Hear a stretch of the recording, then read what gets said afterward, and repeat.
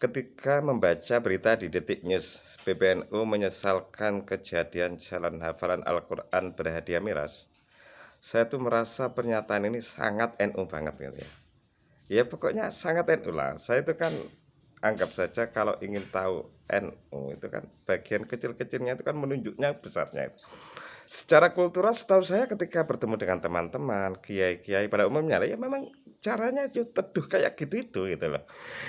Dan walaupun saya nggak pernah ikut apa ya misalnya pembekalan menjadi orang NU gitu.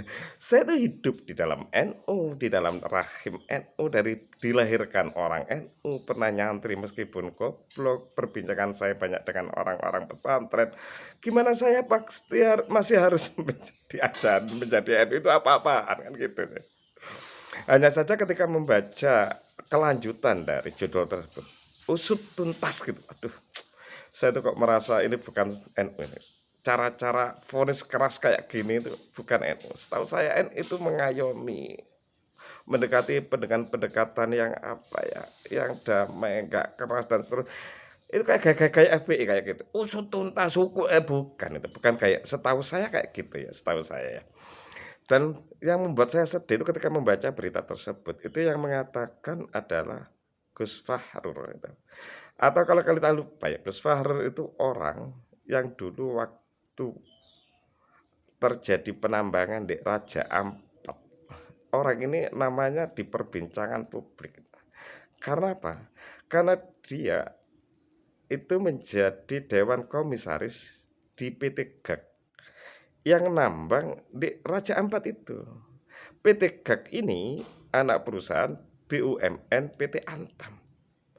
Saya kok baru tahu ternyata orang ini masih di PBNU tuh.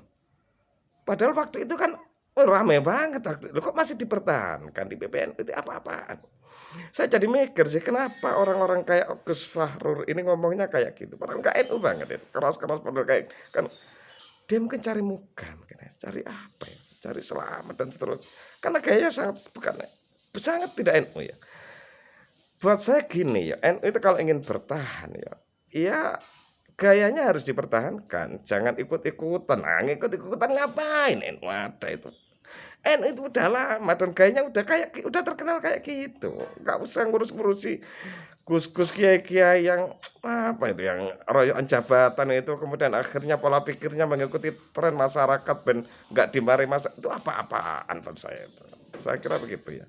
Pertahankan NU itu dengan dengan pendekatan yang dakwah lah, dakwah bukan vonis. Sekian, terima kasih.